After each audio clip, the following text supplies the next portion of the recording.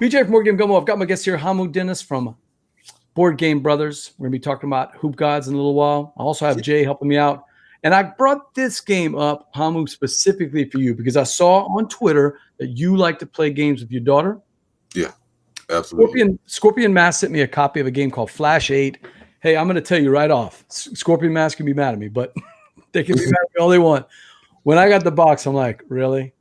It's a sliding puzzle game. You want me to play a sliding puzzle? You know, like a Cracker Barrel or at Circle K, those little things you see at Dollar General where, you know, little sliding puzzles. Yeah, a sliding puzzle game. So I broke it out. In fact, I might have a picture. Let me see. I got Gabby to help me break it out. She loves. Oh, cute. Yeah, she loves punching out games. She helped me punch it out, and then we started playing. The problem is that Gabby didn't understand the sliding part and didn't care about the puzzle part. She just wanted to pick them up. And what did she call them? She called them emojis. They're supposed to be a blue, a yellow, a red, and a green electron. But she's like, no, these are emojis, Pop. And she's picking them up, and she's not sliding them at all. So it was basically me playing by myself. Hamu, I'm like, oh, man, this is exactly what I thought it was, a sliding puzzle game. And then my wife was free, and I asked her to play the next night. And then I realized, wait a minute. We're each going to put up 10 cards, and it's got these little puzzles on them. See that puzzle right there? Yeah. You got to match. You got to slide your puzzle around to match that puzzle on the blue card. But here's the trick. I give up 10 of those puzzles. She gives up 10 of those puzzles. We mix them up, and we put them in a stack in front of us. And then we play at the same time. And the first one to match either one of those stacks steals the card. And all of a sudden I went, wait a minute, we got a little competition here. Yeah. And you know, every once in a while you'd have it lined up where this one matched that one. And if I move one piece, it matches the other one. And look, it matches this next one. And so you get 3 or 4 in a row while your wife, my wife, Lenny, Snow Bunny's trying to get it done. She can't even grab them. Oh, she gets mad. But I realized it's a real time. You know those little time waster games that people like to play, like Candy Crush and stuff like that on your phone? This is like Candy Crush or any one of those games, real time on the board, and it only takes about 10 or 15, 20 minutes to play, and it plays up to 4. So I had my wife bring it to the STM high school club.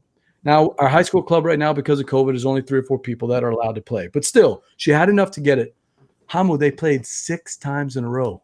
They would, we got to restart again. You know how high schoolers are, man. They're very competitive.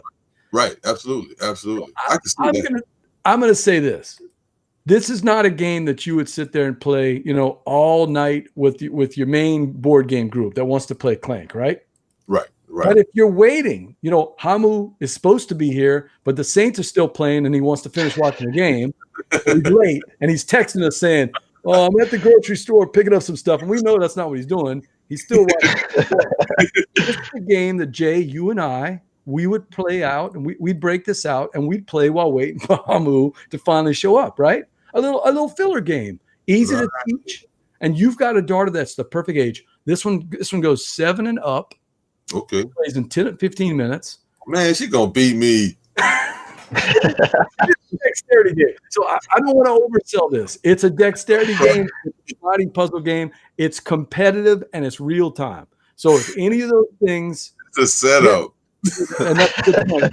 The symbols are all plastic little pieces, and it's an embedded. What do you call that? You know, like a dual. What do you call those boards where it's with the glue? Yeah. What's that called? You know, when you have the boards that have the inlay where you can, you know, put cards in. Kind of like the double layered boards. Yeah, double layered boards, like on Scythe. It's a double layered board, so the outside becomes the bracket for the elements to move around on. So yeah, recessed. Yeah, it's a recessed board. Yeah. So that is so cool. It's not expensive. Easy to play, perfect game for families. This is not a game that you would play all night with your game group, but this is definitely a game you play at the start or at the end while waiting for Hamu to show up. So, yeah, nice. Everybody's remembering the words that I just can't remember. Dual layer. My wife would love that. All right, that looks fun. Yeah, my so wife. That is Flash 8 by Scorpion Masque, a company up in Canada that's really trying to get their games here. If you heard of a game called Zombie Teens or Zombie Kids, Either one of those. Oh yeah. That's the same company right there.